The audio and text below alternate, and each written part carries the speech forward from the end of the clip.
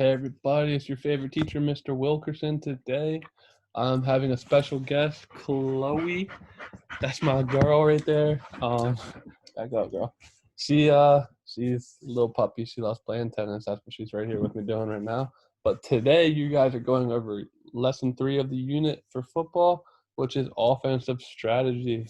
So today, we're going to have a little warm up for you guys. I'm going to go over some of the offensive plays, players, and then we're going to have you guys create your own plays towards the end, and that's going to be that. So without further ado, let me get us going here for the warm up. For our warm up, we're going to have 6 different exercises for you guys, 20 seconds of work for each of them, and a 10-second break. So to start off, we're going to be doing squats. You guys know how to do that. Make sure you're getting really low on the squats. So you want to start with your hands out in front of you, drop down, make sure your knees get, or your legs get below a 90-degree bend. And we're going to do Superman's next. So for a Superman, you're going to lay on the floor on your belly and then push your arms up over your spine level. So you're going to look like that. I know that was a bad description, but I'm sure you guys know what Supermans are. Then we're going to have plank leg raises, some crunches. Crunches are like sit-ups almost. Then jump rope. If you don't have a jump rope, just do some type of jumping motion. And you can kind of flare your arms a little bit just to make it seem realistic. And finally, I'm a star. That's probably something you guys might not be aware of. But that's just a jump squat. So you're going to jump, squat down, jump up. And when you go up, you're going to flare your arms up and say, I'm a star. Be loud and proud about it. Don't be shy. It's no big deal. You guys are all by yourselves. But please make sure you're in a safe, friendly environment. So no glass tables around you, sharp edges, corners. And before you start, maybe give me a twist with your arms out. Make sure nothing's in range of you. You don't want to stub a toe or knock anything over. You guys could use some comfy clothes for this and maybe water for when you're taking your 10-second breaks. That'd be really good. So without further ado, let me get you guys going with this little video. When it's over, you'll see my face pop up. Lucky you all. And we'll get going into the next assignment. 10 seconds warming up. 5,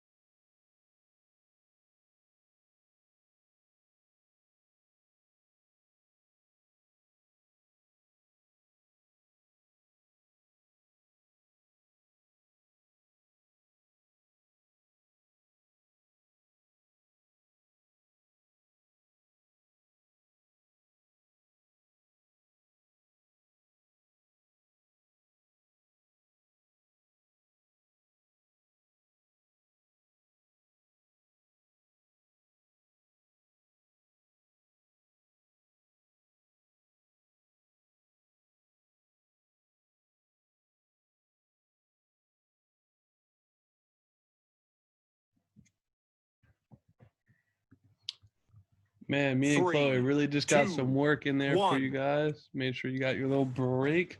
We're gonna get back into it. I hope you guys got pretty warmed up. Um, we're about to move into the next assignment, which is learning the positions of the offense. Just a fun fact for you guys. Today's October 2nd, and I don't know if you know this, but if you look up right now, you can see Mars. Pretty cool. But before, I guess I just wanted to let you guys know it's a pretty cool fact for y'all. But offensive positions. So if you look on the right, you see a diagram. It's kind of sideways, but um, that's what we're going to work with a little bit. So our first position we're going over is a quarterback. You can see that labeled right there. Right in that line of four is the second person from the right. That's the quarterback. That person gets the ball at the start of every single play almost. And they can either throw the ball to receivers, hand it off to running backs, or even run the ball themselves as a QB sneak. One of the best quarterbacks ever is your boy Tom Brady from the Buccaneers now. Fun fact for y'all. The next thing we got here is a running back. So the running backs typically line up behind the quarterback in the backfield, which you can see in our picture on the right as well. So you have fullbacks and halfbacks. Halfbacks are normally the faster, more agile guys, getting more yards, but the fullbacks are the people who make it all happen. They block for the halfback, and they very rarely get the ball, but they do every once in a while. Some pretty good running backs you might know from today's NFL. You got Ezekiel Elliott, and a lot of people love Saquon Barkley, so shout out to him. But you can see those two people lined up behind the quarterback there on the right. The next players we're going to go over are the wide receivers. Those are the people that run down the field and run specific routes and catch the passes from the quarterback. You got some good receivers in the NFL right now. A lot of people know Odell Beckham. You also know Stephon Diggs. He's from the Maryland area. He's a pretty good receiver for Minnesota Vikings. So we got that. The next position we got is the tight end. The tight end is actually a really underestimated position. It's really important to have a good tight end. It opens up a lot for the offense. But these people can help block, so they're really big guys, but they can also catch the ball and run routes down the field. So it's pretty nice to have those. Really known tight end in the leagues, Rob Gronkowski, came back out of retirement, but he's a really good guy. Next position is the kicker. Oh, let me show you what the tight end and receivers are. Actually, forgot to do that. Two receivers are on the outside. You can see them, one on the top left or the top, and the one on the bottom. And then the tight end on our description is on the second person from the bottom right. So there we go. And we have kickers. We don't have the kicker on this place, but kickers are often people who kick for field goals and kick for extra points. So they can get points worth the 3 points, and they can also get or they can also get 1 point for the team. Field goals are really important. They are sometimes game changing or game winning. So it's one of the hardest positions in football that a lot of people don't think is just because they don't get as much contact. But that's what we got for you guys. The next positions we're going over is the offensive line. These are some of the skilled positions' favorite players because they keep them all safe. So the offensive line is made up of 5 guys normally, one center, 2 guards, 2 tackles, and their job is to block for whoever has the ball. That's their main goal, is to make sure whoever has the ball does not get hit. So the center is right in the middle of our pitcher in front of the quarterback. He snaps the ball to the quarterback every play, and then he helps the offensive line to block. Normally, the center makes a lot of offensive calls for like where they're blocking and stuff like that. The next position we have is the guard. You can see one on the left and right side of the center. The guards are really important. They often have to run upfield and block for their teammates. Guards are some of the nicest dudes out there. They really are helpful for the team. So we go do a little bit of work with them. And then we have the tackles. Tackles are on the left and right side of the guards. These players are often on the end of the line unless there's a tight end at the play. But tackles often block the defensive ends and are key to giving the quarterback time to execute a play. So tackles are very important. They often get those fast outside rushers. So yep, you can see them right there on the the outside left and the outside right of the guard. Okay, so moving to the next thing, we're going to talk about types of plays. There are a couple types of plays, but we're going to go over the passing play and the running play.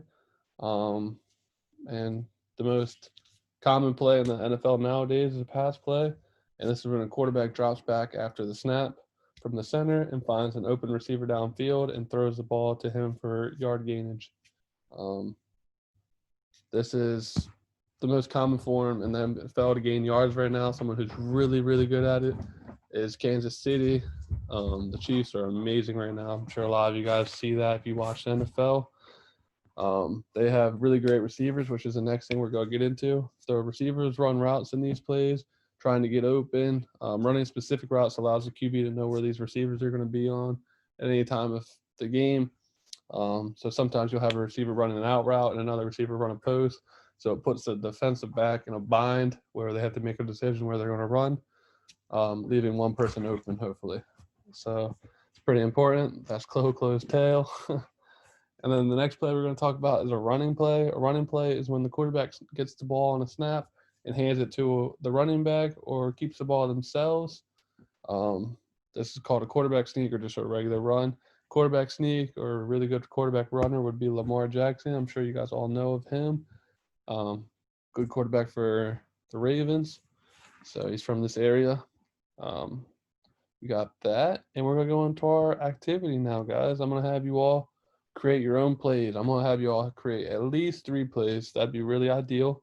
And we're going to use a picture on the right as how we're going to kind of set up our plays. So I'm going to make sure you guys are able to label your positions so you can see ours. We got the receiver, then the tackle, then guard, center, quarterback, fullback, halfback, guard, tackle, tight end, receiver. It's kind of how you guys are going to set up yours, but you can set it up however you want almost. And you're going to have at least 3 routes position run. At least 3 routes positions would run. So see how we have the halfback running, the fullback running, and the guard on the left side pulling to the right to help block. You guys are going to have something like that happen. And I want you to put at the bottom of your picture a description of what's happening in the run or in the play.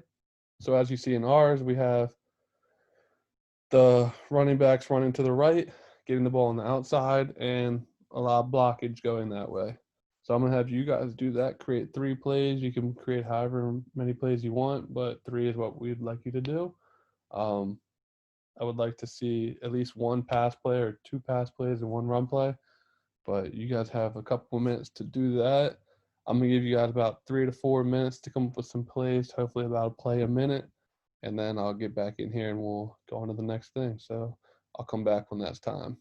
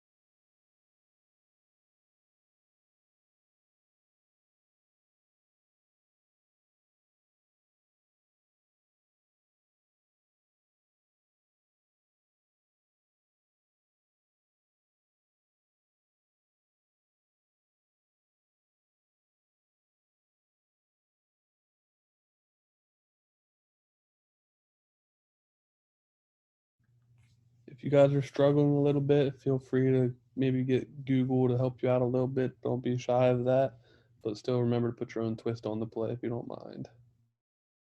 Got about another 35 to 45 seconds.